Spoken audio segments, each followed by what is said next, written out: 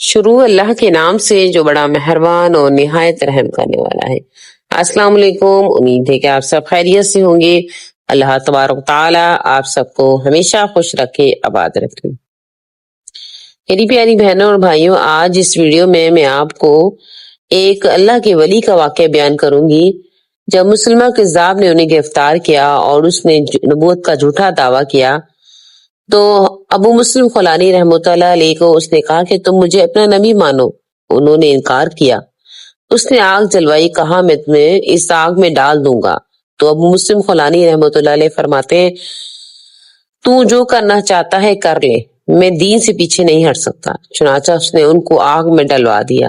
اللہ رب العزت کی رحمت کا ظہور ہوا اور یہ بہت دیر آگ کے اندر رہے، مگر ان کے لیے اسی طرح گلزار بن گئی جس طرح حضرت ابراہیم علیہ السلام کے لیے گلزار بن گئی تھی۔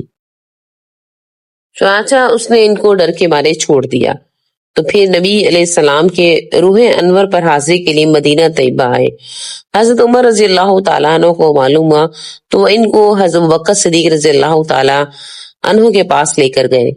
حضرت صدیق اکبر رضی اللہ تعالیٰ عنہ نے ان کو دیکھ کہا اللہ کا شکر ہے جس نے امت محمدی میں ایسے لوگ پیدا کیے جن کی خاطر اللہ نے آگ کو اس طرح گلزار بنایا جیسے اس نے اپنے خلیل کے لیے آگ کو گلزار بنایا تھا۔ مسلم خولانی رحمۃ اللہ علیہ جو اتنے نیک بزرگ تھے، مستجاب الدعوات تھے، ان کی بیوی ان سے بہت محبت کرتی تھی۔ جب بھی یہ گھر میں آتے تو ان کی بیوی آگے بڑھ کر مسکرا کر استقبال کرتی، ان کے جوتے اپنے ہاتھوں سے پاؤں سے خود نکالتی تھی۔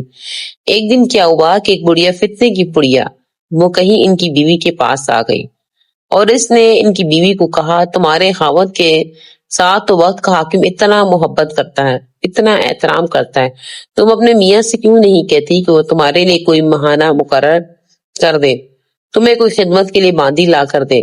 تو اس بڑھیا نے یہ مشورہ دیا جس پر ان کی بیوی کے دل میں یہ بات آ گئی کہ مجھے خاوند کو یوں کہنا چاہیے۔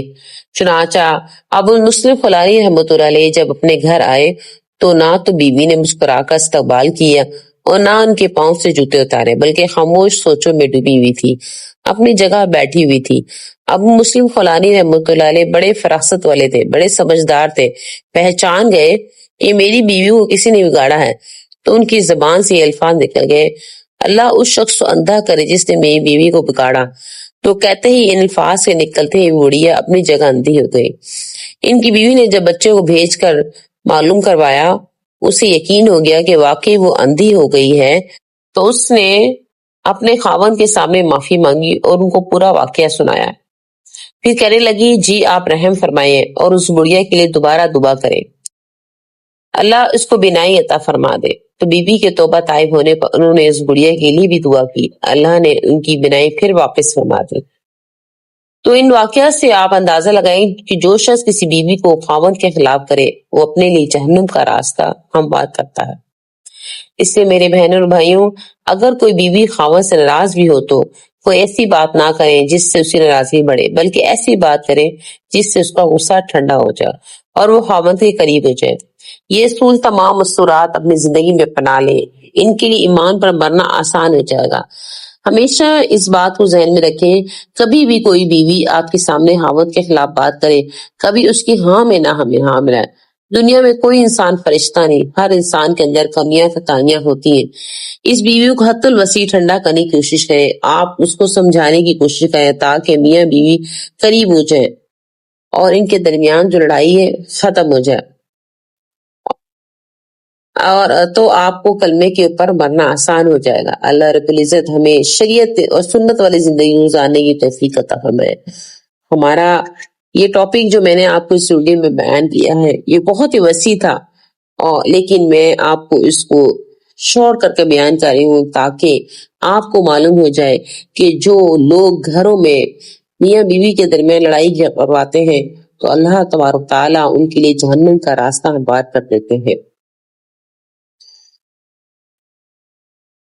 تعالیٰ ہم سب کو دین پر عمل کرنے کی توفیق عطا فرمائے۔ وآخر دعوانا ان الحمد للہ رب العالمین۔